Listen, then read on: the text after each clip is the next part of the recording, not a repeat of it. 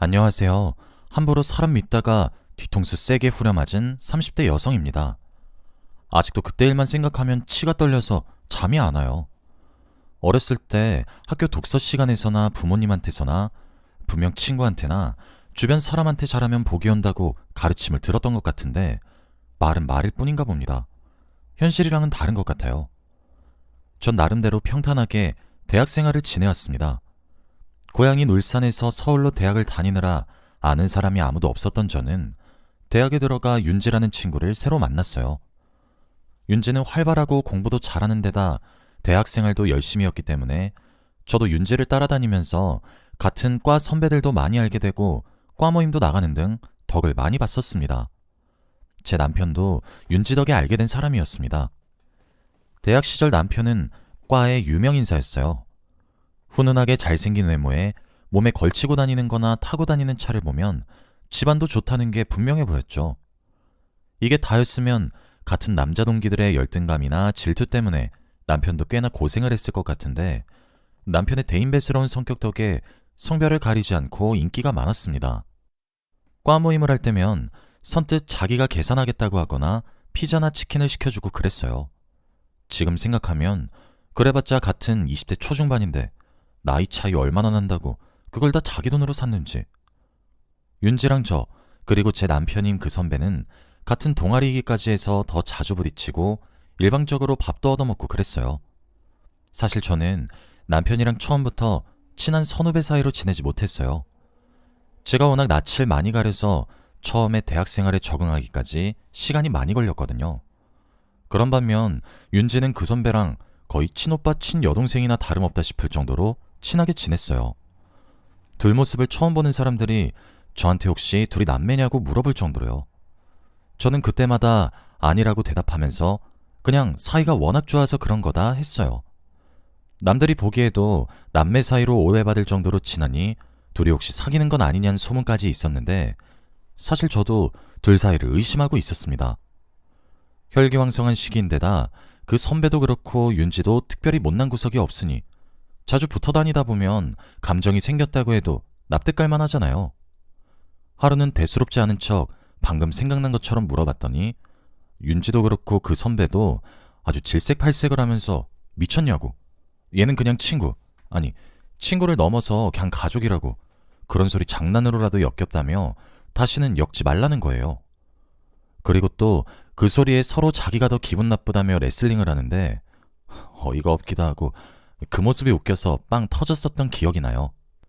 저랑 그 선배 그리고 윤지는 대학 시절 딱 그런 사이였어요. 거의 남매나 다름없는 윤지랑 그 선배가 대학에 적응하기 힘들어하던 저를 잘 놀아주는 그런 사이요.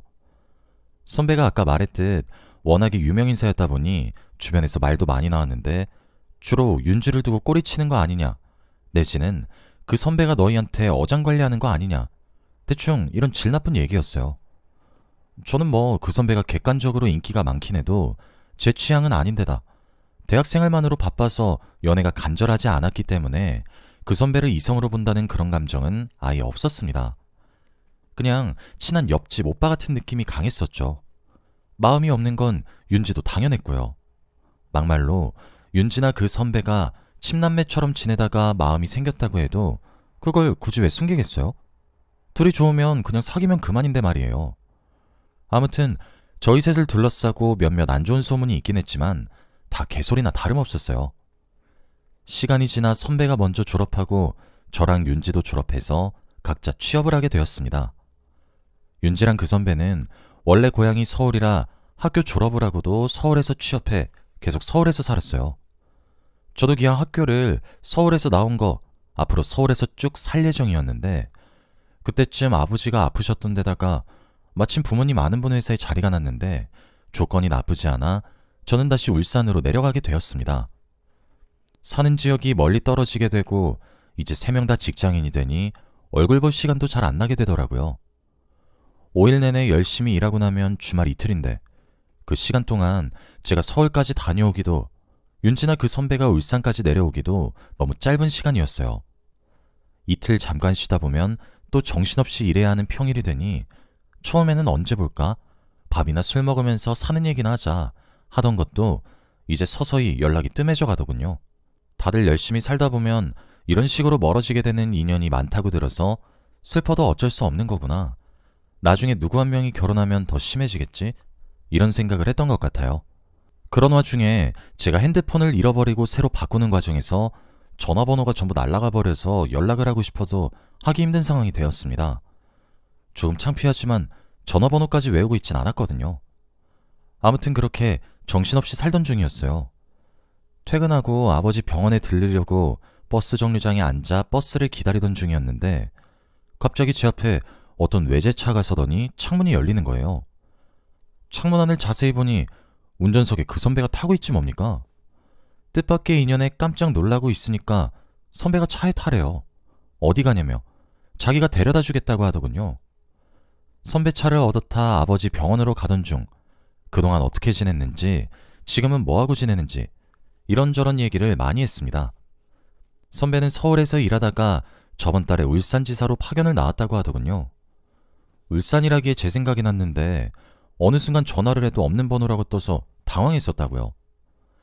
핸드폰을 바꾸면서 전화번호부를 날려버려 그렇게 되었다고 설명한 뒤 저도 제 사는 얘기를 하다가 마침 윤지 생각이나 물어보았습니다. 아, 그런데 윤진 잘 지내요? 선배, 아직도 윤지랑 연락하고 지내요? 윤지랑은 뭐 가끔 연락하고 지내지.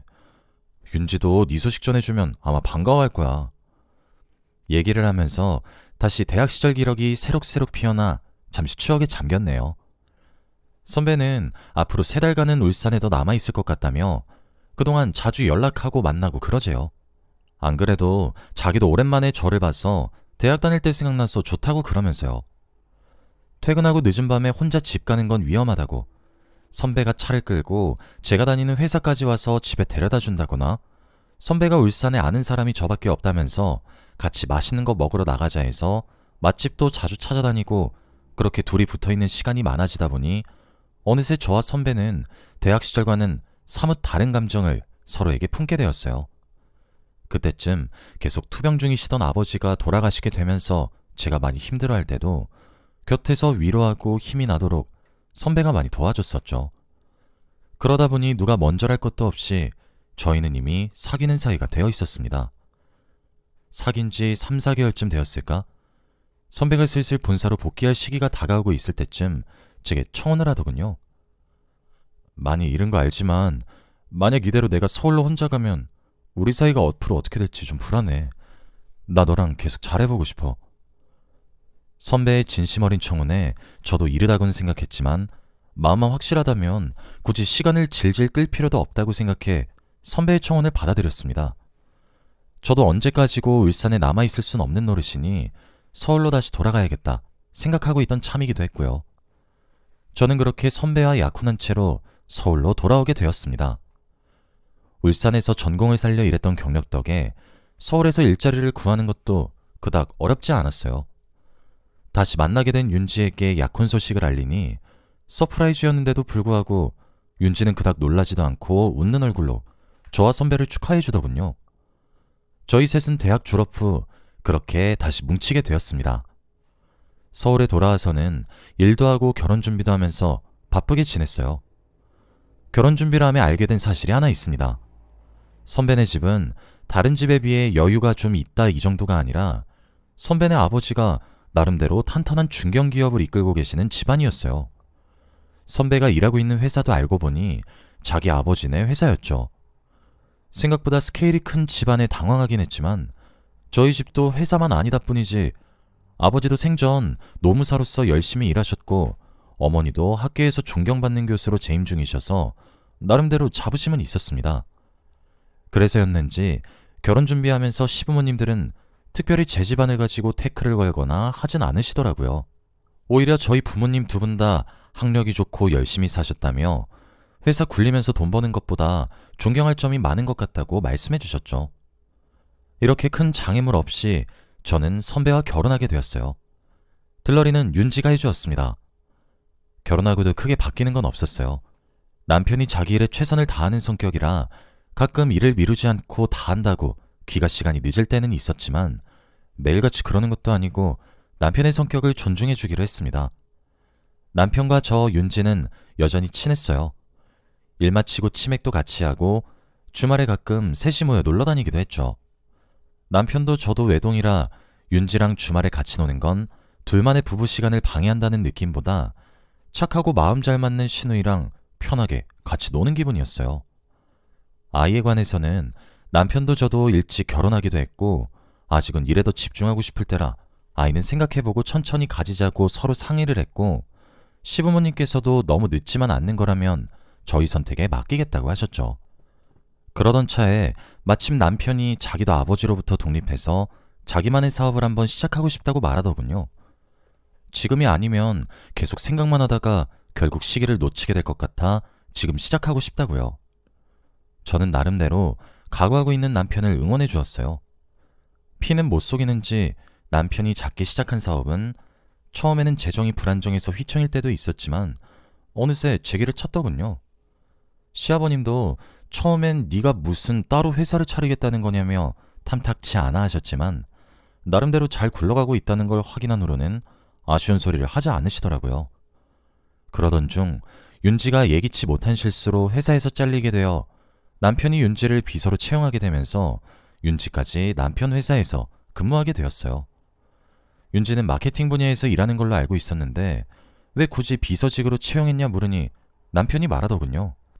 지금 마케팅 부서에 티오가 안 나서 갑자기 누굴 새로 뽑으면 취업 비리 얘기 나오기 딱 좋은데다가 윤지도 나름 경력 있는데 신입으로 다시 시작하긴 자존심 상해할 것도 같고 말만 비서지 일은 원래 하던 것보다 편하니까 윤지야 능력 좋아서 나 일하는 거 옆에서 바로바로 도울 수도 있고 그래서 그런 거지 뭐 별뜻 없어. 남편 말을 들으니 충분히 납득이 가더군요.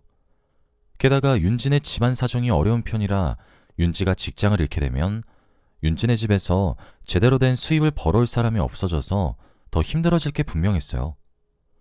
친구 좋은 게 뭐겠어요. 다 이럴 때 돕고 사는 거죠.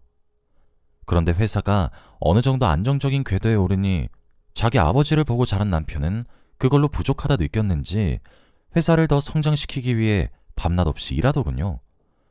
시아버님 회사에 다닐 때는 일주일에 한두 번 정도 귀가 시간이 늦는 수준이라 이해할 수 있었는데 이제는 주말에 일하는 것도 모자라서 일주일 중에 6, 7일을 새벽에 귀가하니 아무리 남편의 의사를 존중한다지만 마냥 손 놓고 있기에는 조금 힘들더군요.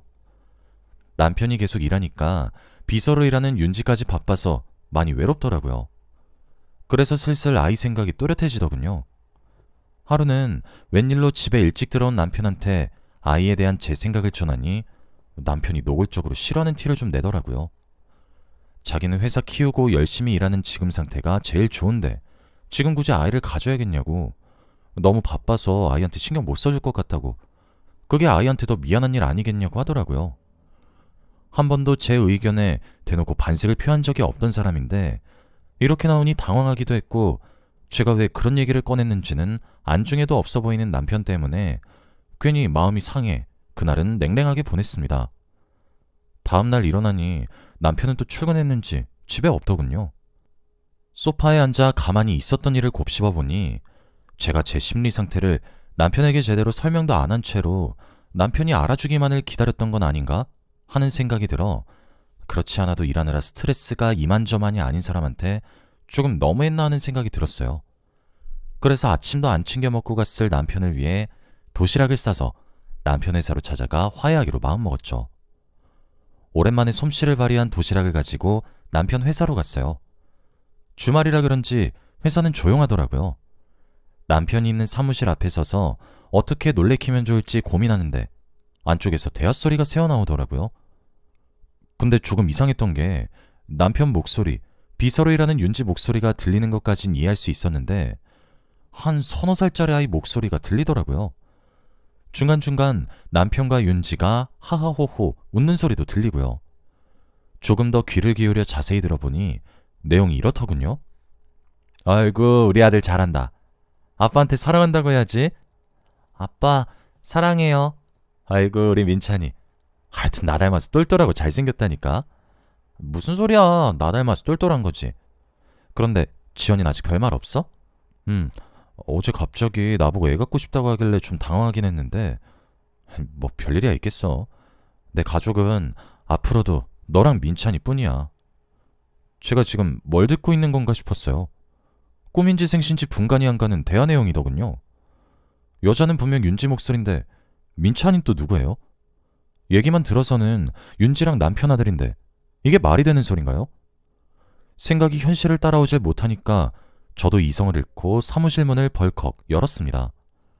아니나 다를까 당황한 남편과 윤지 얼굴이랑 아무것도 모르는 채로 절 바라보는 웬 남자애가 있더군요. 떨리는 목소리를 최대한 가라앉히고 이게 어떻게 된 거냐고 물었습니다. 내가 뭘 들은 거야? 알아듣게 설명해. 지금 당장! 제가 호통치자 애는 갑작스러운 큰 소리에 울음을 터뜨리고 윤지는 그런 아이를 안아 달래더군요. 남편은 눈에 띄게 당황한 표정으로 진정하라고 자기가 더 설명하겠대요. 그렇게 남편이 털어놓은 이야기는 그동안의 제 인생을 부정하는 거나 다름없더라고요. 친남매나 다름없다고 하던 남편과 윤지는 대학 졸업 후 서로에게 마음이 생겼대요. 취업하고 나름대로 자리를 잡자마자 남편네 집에 결혼 허락을 받으러 갔었는데 윤진의 집안 사정 때문에 발목이 잡혀서 시부모님이 절대 반대하셨다고 하더라고요. 그것 때문에 남편이 반항해서 잠시 울산지사에서 좌천되어 있었던 거였고요.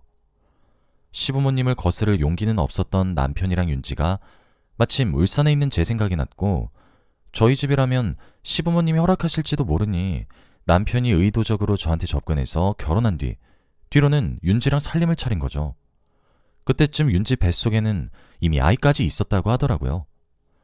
남편이 잘 다니고 있던 시부모님 회사를 나온 것도 나중에 저와 이혼하고 윤지와 새 살림을 차리기 위해 시부모님 입김에서 뒤탈 없이 벗어나려고 그랬던 거였어요. 참, 써놓고도 저도 안 믿기네요. 이게 사람 머리에서 나올 수 있는 생각이랍니까?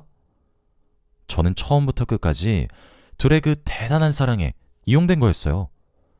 남편은 제게 무릎 꿇으면서 그래도 저를 아예 사랑하지 않았던 건 아니라고 많이 미안하고 고마웠다고 하는데 그게 씨알이나 먹히겠어요? 윤지도 저한테 와서 미안하다고 애 얼굴 봐서라도 한 번만 용서해달라고 빌더군요. 제가 왜 그래야 하나요? 막말로 남의 새끼 얼굴 봐봤자 뭐가 예쁘다고 그렇게 용서해줄 수가 있겠어요? 그래봤자 불륜의 소산인데 보는 저만 더 빡치죠. 어금니를 꽉 깨물고 남편에게 소장 보낼 거니까 이혼이나 하자고 했습니다. 남편도 크게 저항 없이 순순히 그러자고 하더군요. 그게 더 화가 났어요. 어차피 남편은 이혼해도 돌아갈 다른 가정이 있잖아요. 비참한 기분을 가지고 이혼 소송 준비에 돌입했습니다. 마음 없는 사람 붙잡고 서로 고통스럽게 만드는 데는 취미가 없어서 저도 그냥 쿨하게 이혼하기로 했어요. 제가 뭐가 모자라서 그놈이랑 계속 같이 산답니까? 이미 살림 차려서 뒤로는 애까지 있으니 당연히 남편이 유책 배우자가 됐죠. 복수심에 불타서 재판을 연 것도 아니라 개의치 않았는데도 이혼 위자료가 어마어마하더군요. 시부모님까지 울면서 제게 미안하다 하시고 자기들이 쟤네 결혼은 끝까지 반대할 거니까 부디 마음 풀라고 하는데 괜히 제 마음이 더 안 좋아지더라고요. 시부모님은 죄가 없는데 말이죠. 그 후로는 저도 제 인생 즐기면서 잘 살고 있습니다. 4살 연하인 의사 남자친구를 만나 전보다 더 즐겁게 인생을 살고 있어요.